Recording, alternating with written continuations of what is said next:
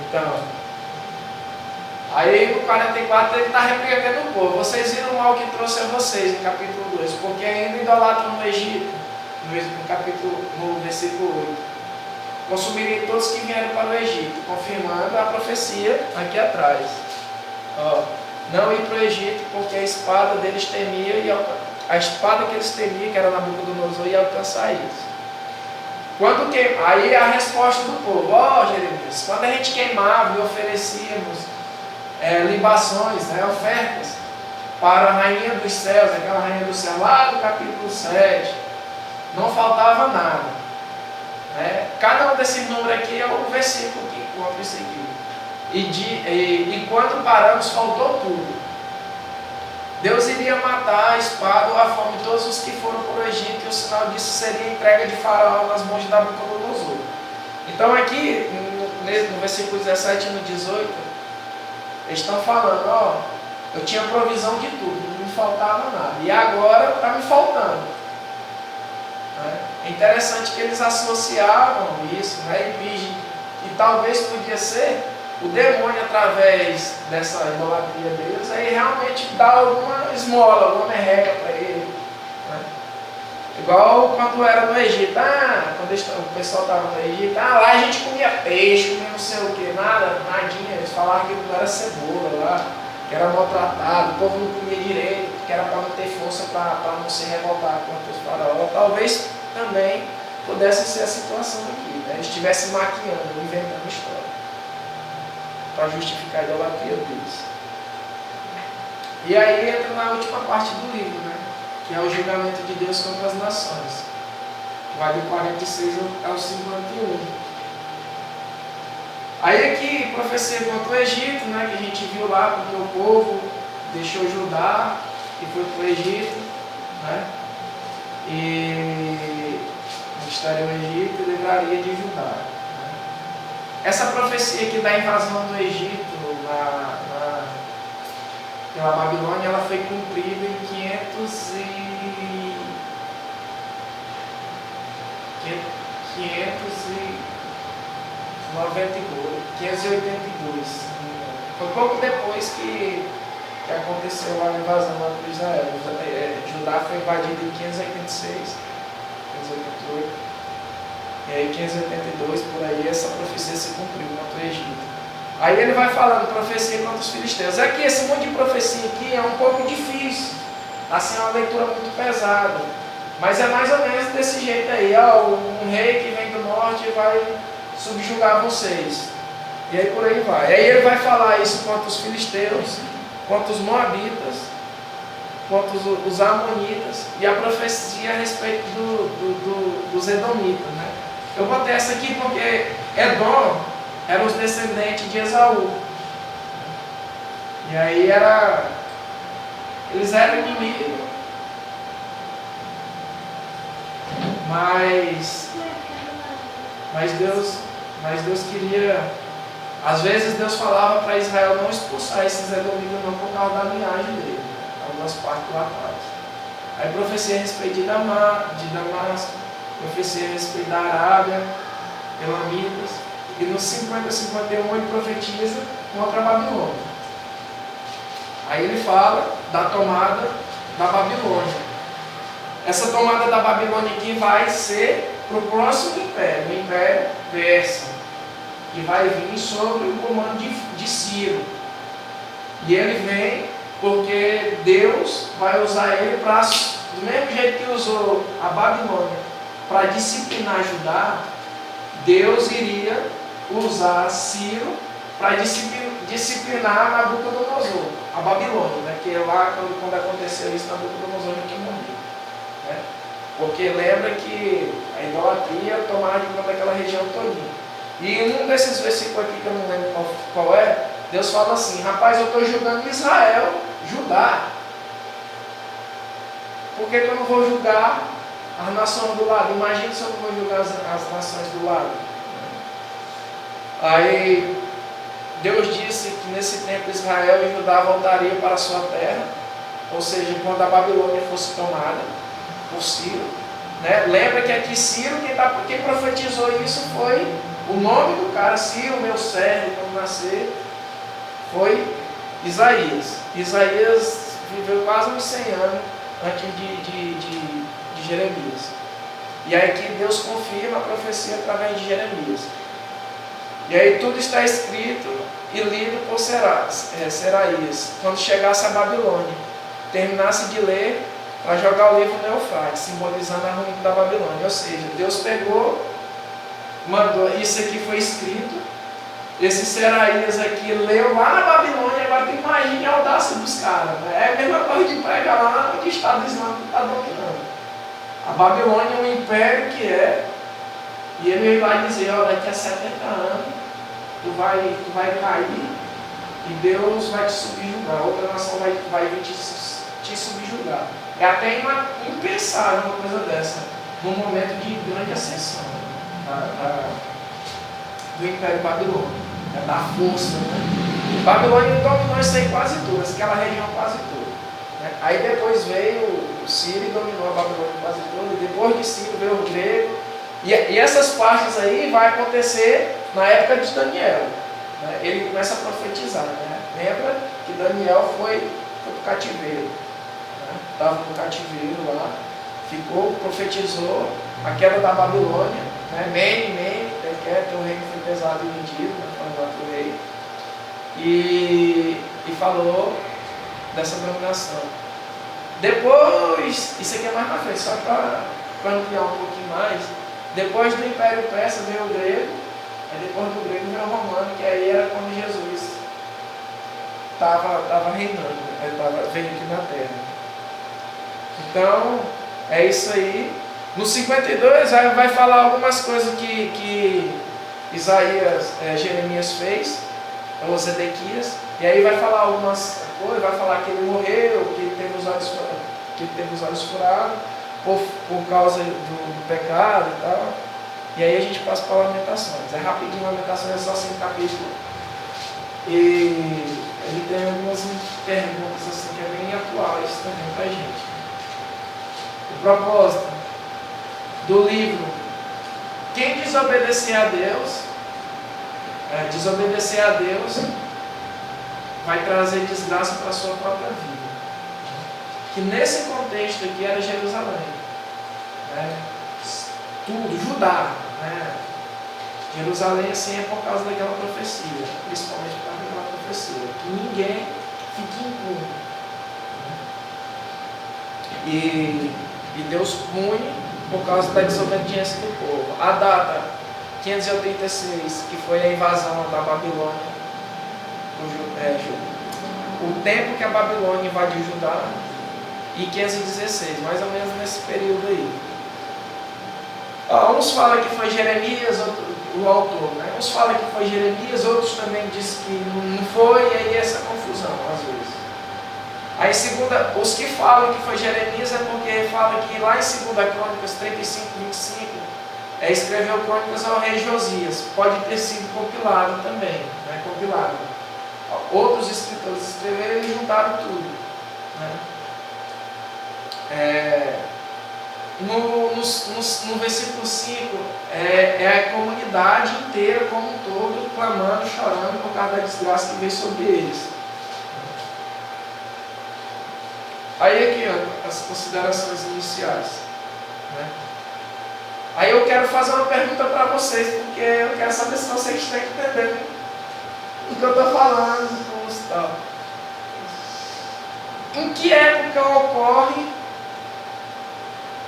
a situação que gerou o livro de Lamentações? Qual o contexto? O que estava acontecendo? O que tinha acabado de acontecer? 70 anos lá da dominação babilônica. É isso aí. Não, porque o meu medo é de vocês não entenderem. E eu acho que isso é o principal. Talvez seja a coisa mais importante, entender esse contexto do livro, que o livro foi escrito. Aí a Babilônia tinha invadido Judá. E aí eles começam a chorar porque vê o templo sendo destruído, o povo morrendo, o povo passando fome, os que ficaram morrendo de fome. e outra parte indo sendo cativo. Esse é o Quanto tempo contexto. Jeremias viveu sobre isso? Olha, tem gente que diz que foi 60 anos. E aí eu não sei te dizer não, porque essas coisas assim é muito difícil, sabe? É igual ali a data. Quem foi que escreveu Lamentações? A tradição fala que foi Jeremias, mas outra já diz que foi o povo, alguma compilação, entendeu? Então é complicado dizer isso, essa idade. Igual ao morrer. Aquela agora que eu falei para vocês que ele morreu apedrejado no Egito, não está na Bíblia. Mas a tradição fala que ele foi apedrejado, deve ter sido mesmo, porque o tanto de vezes que o povo tentou matar ele, que ele foi preso e tal, ele deve ter morrido lá no Egito. Lembra que até no Egito lá ele estava arrependendo o povo. Rapaz, vocês estavam lá, ó. O povo, Deus mandou Nabucodonosor porque a gente pegou e vocês ainda estão pegando. Aí o povo deve ter se zangado e apedrejado ele. Esse livro de Lamentações, ele escreveu, vamos dizer que ele escreveu, pela tristeza que ele viveu essa época, é isso? Uhum. Ele está se lamentando por causa disso tudo aí, da desgraça que tinha vindo sobre eles. Ele tinha avisado e o povo não tinha escutado, e aí ele estava sofrendo junto com o povo por causa disso. Quando foi dominado, no começo da dominação, ele estava vivo também. Ele estava vivo. Lembra que a gente comentou que Gedalias, que era o governo colocado por Nabucodonosor, foi assassinado por Ismael. Aí o povo consultou ele se ia ou não para o Egito, porque estava com medo da repressão de Nabucodonosor. E aí levaram ele para o Egito. Aí ele estava vivo. Ele viu a queda do muro, ele viu a ruína do templo. Né? E aí é interessante, né? Mais uma vez, assim, de maneira clara, um tema para discussão. Né? Eu coloquei isso aqui porque eu achei interessante, que eu estava lendo uma dessas Bíblias aí. Né? Como pode Deus ser ao mesmo tempo amor e ira, justiça e perdão? Ao tanto que Deus avisou para eles. Né? E Deus, mesmo sendo amor, foi lá e deixou que isso acontecesse. Né? Fez isso acontecer. Não é que ele deixou, ele fez isso acontecer. Né? Deus é amor, mas ele também é justiça. Né? É fogo consumidor. Né? Se vocês fizerem, eu vou cumprir o que eu estou falando. Ele era muito condicionado. Desobedecer, a condição vai ser essa.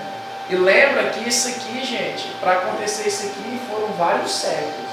Judá sobreviveu, teve o reino de Judá, o reino do sul, quase 350 anos. E vocês veem aqui, ó, no início, olha o tanto de rei que foi ruim. Os vermelhinhos foram os reis ruins. Isso aqui foi. Rapaz, esse Manassés aqui botou estátua dentro do templo, matou o filho dele. Se não me engano, foi ele que pediu ajuda para a Síria. E aí, quando ele chegou lá na Síria, lá que a Síria socorreu ele, ele chegou lá e viu um altar, botou o altar dentro do templo. Rapaz, os caras pintaram e bordaram. 350 anos Deus levantou um profeta para repreender eles. Às vezes eles ficavam zangados e matavam o profeta, prendiam o profeta. Segundo a tradição, não está na Bíblia, Isaías foi morto, cerrado no meio, por Manassés. Eu acho que Manassés foi o rei pior que teve. Desses aí, esse aí. Então, olha o tanto de tempo, olha a paciência que Deus teve. Né? E lembra, gente, se a gente for ver no passado, Juízes, também é a mesma coisa. É praticamente uma repetição de o povo estava sofrendo por causa do pecado. Deus levantava um juiz, libertava o povo. Quando o juiz morria, o povo voltava a pecar. Aí sofria, o povo, Deus levantava um juiz. Então a história só se repete. Só muda os personagens no lugar. E Deus queria que o povo... mais uma coisa. Gente, de Josué até Esther, todos os livros foram escritos no período do cativeiro. A história se passou bem antes do cativeiro.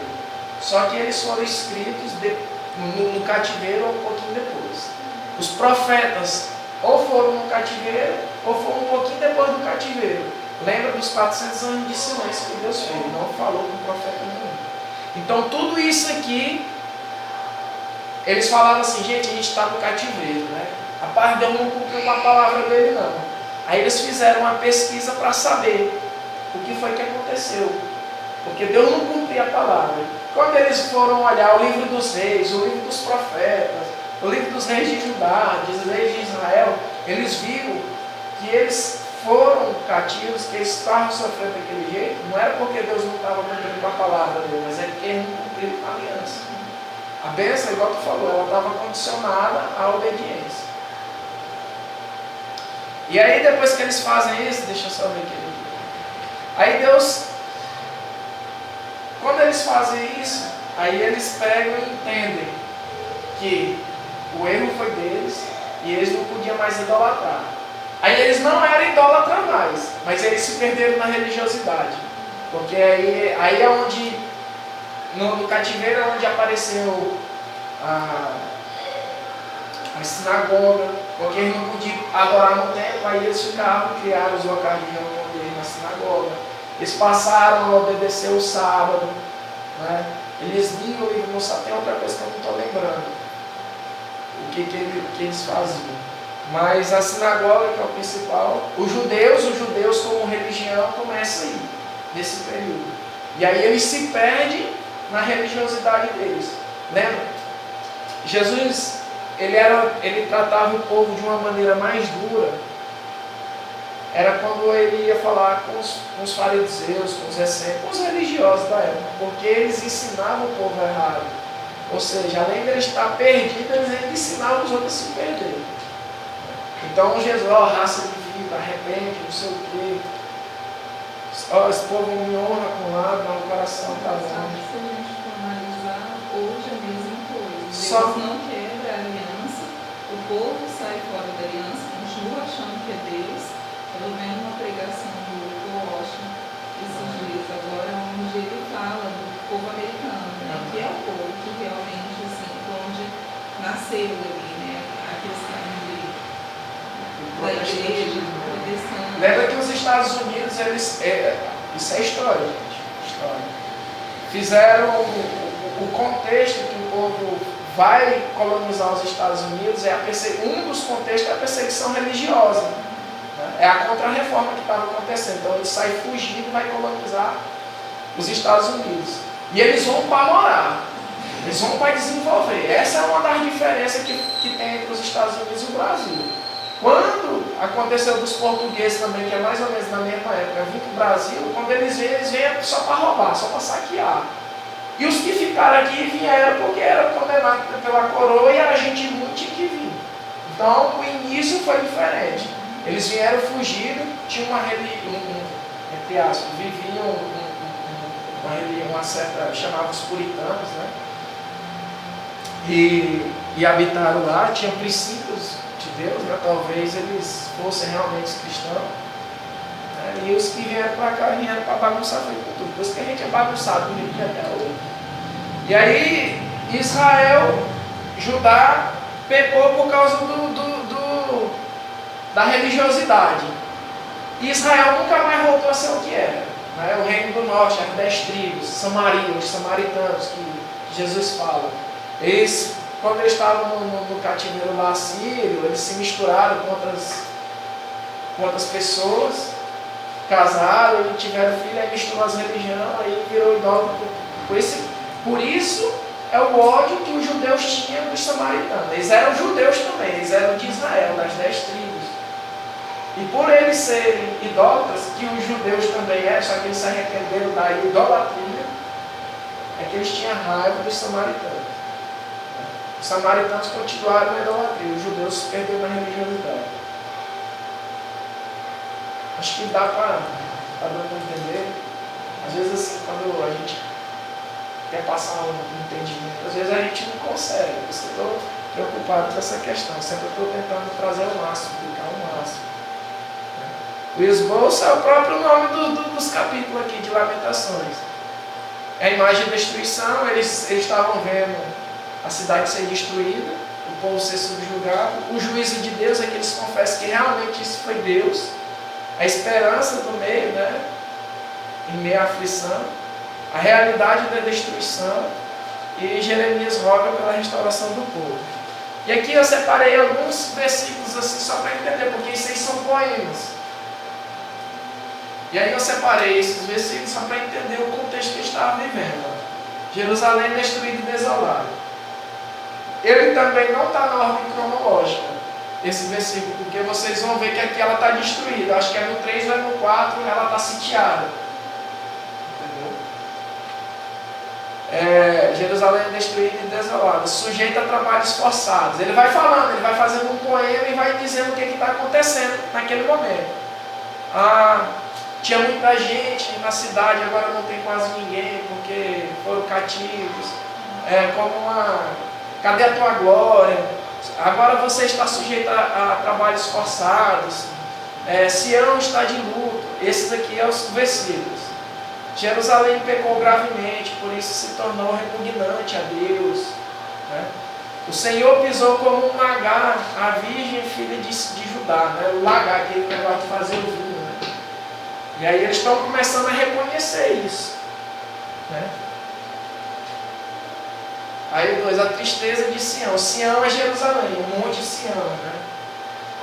Às vezes isso aqui é igual eu falei na aula passada. Sião, às vezes ele quer tratar Israel inteiro, Sião, né? Israel. Às vezes vocês veem que eu falo aqui Judá e falo Israel. Mas às vezes Deus, apesar de ter essa diferença de Judá e de Israel, mas depois de um contexto, Deus chama os dois povos de Israel. Né? No sentido espiritual. Né? Israel no sentido espiritual. E aqui, Deus está falando, tem hora que Deus fala Sião, a terra, só Jerusalém, depois é Judá. E assim, tem que ver o contexto que ele está falando. Aqui é Jerusalém. Aí no furor da sua ira, Deus cortou a força de Israel. Tornou-se o Senhor como inimigo, devorando Israel. Né? Lembra que aqui nós estamos falando de Judá, e aqui ele está dizendo que é Israel. Nesse sentido aqui, é o povo de Deus, o povo escolhido. Demoliu com violência o tabernáculo. Lembra que antes eles não acreditavam na invasão, na subjugação de Judá por causa do templo. Aqui ele já começa, demoliu com violência o seu tabernáculo, ou seja, destruiu a religiosidade, destruiu aquilo que estavam fazendo, os ritos, né, se não agradavam realmente a Deus. Convocaste de toda parte terrores contra mim. Rapaz, isso aí era bom para aquele povo que lê a Bíblia e diz que Deus é amor. Não vou para a igreja não vou tentar fazer a vontade de Deus não, porque Deus é amor. Se ele conhecesse a Bíblia, convocado o povo a reconhecer o seu pecado. Né, no 3. Bom é o Senhor. Aqui, né, o povo está sendo convocado para se arrepender. Bom é o Senhor para os que esperam nele. Aqui eles já estão querendo se converter. Ou alguém que escreveu isso aí era dos que eram fiéis e está falando para o povo se converter. Põe a boca. Esse versículo aqui foi falado ontem lá. Põe a boca no pó. Talvez ainda haja esperança. Ou seja, pede perdão para Deus. Né? Talvez ele perdoe ainda, dá tempo de perdão. Né? Não aflige nem entristece de bom grado os filhos dos homens. Né? Aqui é onde eu falei, né? Como pai. Né? A gente às vezes repreende, bate no filho, bate de castigo, mas a gente não gosta. Do mesmo jeito é Deus. Aí o sofrimento do ser. Por que eu falei que ele não está na ordem cronológica? Lá na frente a cidade estava toda destruída. Aqui ele está falando sobre o sofrimento do ser. A língua da criança que mama fica pegada pela sede ao céu da boca. Lembra que eu falei que quando essa tática de guerra deles era fazer o povo se entregar, não era lutar. Era fazer o povo pedir arrego porque não tinha comida, não tinha água. E às vezes o cerco demorava tempo. Todos os impérios usavam essa estratégia aí. De todas as épocas. Os que se alimentavam de comidas finas desfalecem nas ruas. E aqui eu quero ler esse versículo 11 a 13. Oh, minha É o capítulo 4, versículo 11 a 13.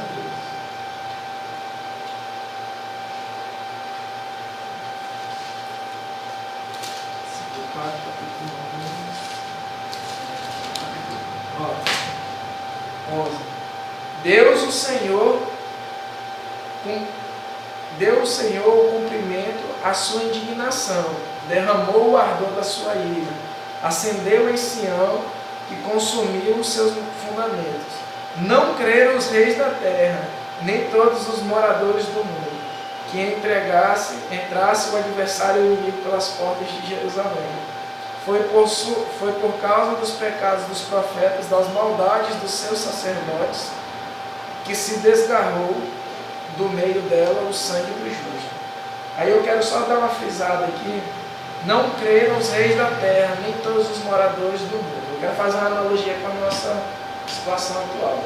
Quantas e quantas vezes a gente fala sobre a volta de Jesus, sobre você prestar conta um dia com Deus, aí as pessoas não estão nem aí, vive a vida como se... Mas eu não vou falar nem que ele está fora da igreja, não, vou falar que ele está dentro da igreja mesmo. Às vezes tem pessoas que estão dentro da igreja, mas Deus não está dentro delas.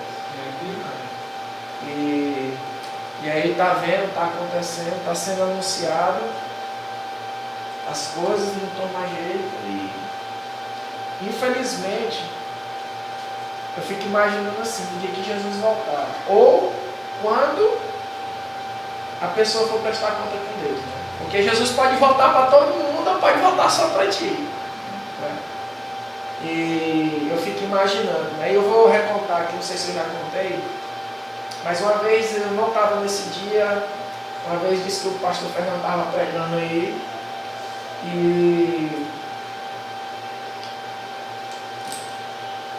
e ele falou assim, rapaz, eu fico imaginando quando a pessoa morre, o que acontece naquele exato momento que a pessoa morre, que ela sabe que ela morreu. Aí beleza, foi embora. Tá? Aí um dia o caça-demônio Gabriel foi expulsar um demônio na casa não sei de quem.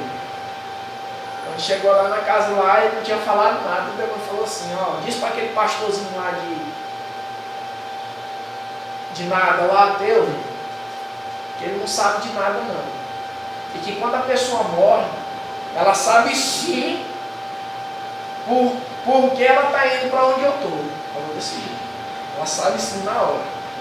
Falou assim. Isso a gente estava conversando porque disse que saiu há poucos dias atrás um menino de 14 anos, era 16 anos lá em Israel, que ele morreu clinicamente, os médicos atestaram tudo, e aí ele do nada ele voltou. Quando ele voltou, ele contou o Apocalipse todinho. Só que como é que ele vai saber do Apocalipse se ele é judeu? O judeu não tem o Novo Testamento. E ele contou o Apocalipse todinho.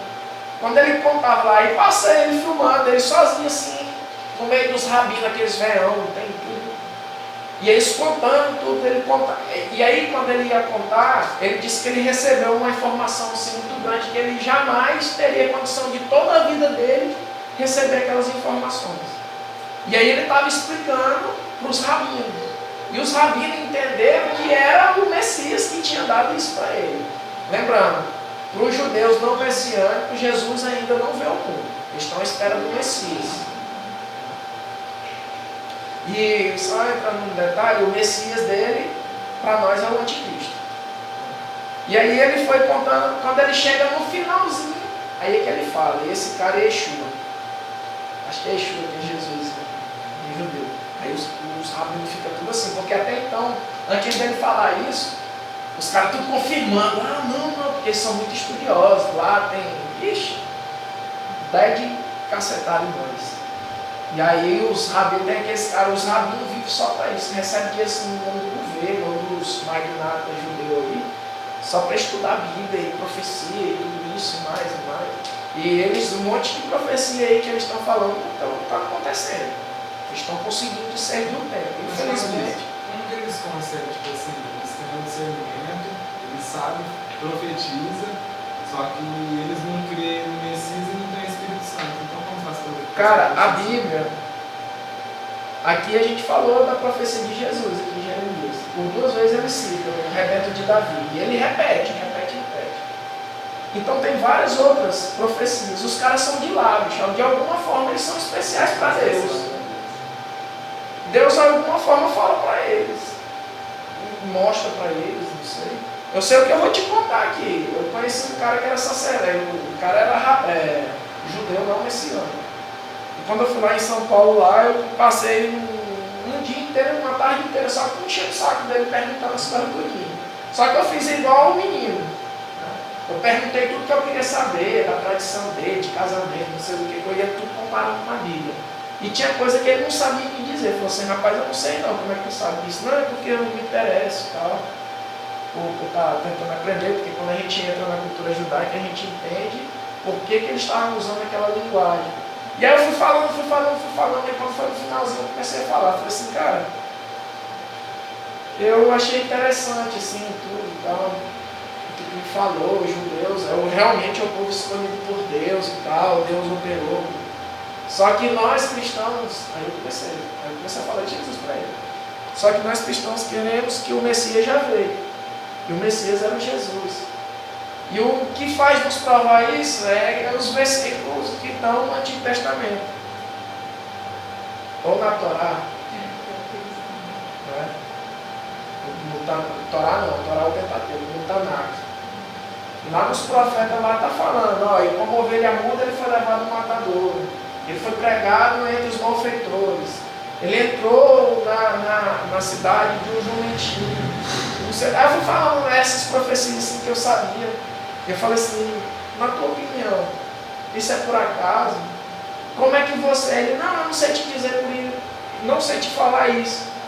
Eu falei assim, cara, vocês sendo judeus, estudiosos do jeito que vocês são, sabendo a linhagem de vocês não vão saber da história da dominação do império que dominou vocês, que foi o maior império que já houve, o Império Romano, e não vão saber do líder político que houve e líder religioso chamado Jesus, do qual até Flávio José, judeu, escreveu e atestou sobre ele. Tu não acha isso muito estranho, não? Assim, essa quebra no passado de vocês, por mais de 400 anos.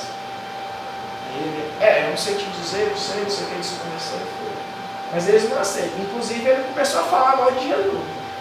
Eu já comecei a ficar meio irritado. Mas ele fica meio irritado. Pensando quando for o final.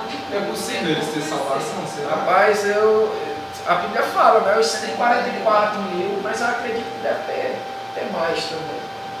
Acredito, não sei, cara. Ó, esse negócio, quando tu fala assim, tu pode falar do pecado, mas eu não falo igual tu está perguntando, vai para o céu, vai para o inferno, porque isso aí cabe a Deus julgar. Agora nós, a gente cabe alertar do perigo. Lá em Ezequiel a gente vai ver, se não me engano, 33:3 fala que se houver um pecador no mau caminho, eu não advertir ele, ele vai morrer, mas Deus vai requerer o sangue dele de mim. Ou seja, de alguma forma, Mas até que ponto? Deus vai me cobrar. Não sei. Até que ponto que ele é Porque se você vai advertir uma, duas, três vezes, até que Eu acho que aí já. aí você entrega. Não, isso é verdade. Eu acho que a nossa parte, na verdade, é ver o que está acontecendo de errado. Você Você vai, alertou você uma vez, alertou, a pessoa fez de novo. Aí já não cabe mais. Você fez. Gente, vamos só terminar aí que a gente volta nesse assunto. E aí, por último aqui, os fiéis pedem misericórdia. Que o povo, ou parte do povo, ou o escritor apenas, começa a pedir arrependimento. Né? Lembra-te, Senhor, que nos tem sucedido. Considere e olhe o nosso opróbrio. O opróbrio é vergonha extrema. Né? Ele sempre usa essa palavra, o opróbrio das nações. Vão passar, vão jogar cinza na tua cabeça, vão assoviar. Né? Os nossos perseguidores estão sobre o nosso pescoço. Estamos exaustos e não temos descanso. Agora eles começaram a clamar a Deus, está vendo a diferença? Antes eles não estavam nem aí. Estavam no Egito, queimando incenso, idolatrando, e agora eles começam a reconhecer o pecado deles. Ai de nós, porque pecamos. Quando fala esse ai de nós aí, pode. Por isso caiu o doente no nosso coração e escureceu os nossos olhos. Alguma pergunta? Que acabou. Então, já que não tem a pergunta, não, vamos fazer um resumo Mal que a gente volta com aquele assunto. Então a você aí que... Não, resumo. Então assim, Jeremias, ele veio para trazer o juízo, né? Alertou o povo sobre vários anos, mais ou menos 40 anos aí, sobre a iminente invasão de Israel por causa do pecado que estava vivendo. Lembrando que ele estava anunciando as maldições de Deuteronômio 28, porque eles não estavam cumprindo a aliança que Deus tinha feito. Ele foi várias vezes, né, ameaçado de morte, apanhou, foi preso, né, foi apedrejado, segundo a tradição, morreu apedrejado, né, lá no Egito, pelo povo. Ele advertiu o povo não entendeu, não quis obedecer ele, e aí aconteceu. Infelizmente, Judá teve que passar por isso. Lamentações, o contexto é: a Babilônia invadiu eles, Jerusalém começou a matar todo mundo, a quebrar tudo, a roubar o templo, saquear o templo. E aí eles viam aquilo e começaram a chorar, e começaram a lembrar dos pecados deles, e começaram a pedir misericórdia para Deus. E esse acaba o contexto desses dois livros, uma rápida revisão. Obrigado a você aí que acompanhou, né, pela internet, que um dia irá assistir. Espero que essa palavra Deus possa te tocar. O Espírito Santo é capaz de às vezes qualquer palavra que eu falei aí, que para mim talvez nem tenha tanta importância, mas para você vai ser uma semente de Deus na sua vida. Que Deus abençoe e que essa palavra sirva como luz para os seus pés, né, e lâmpada para os seus caminhos. Deus abençoe.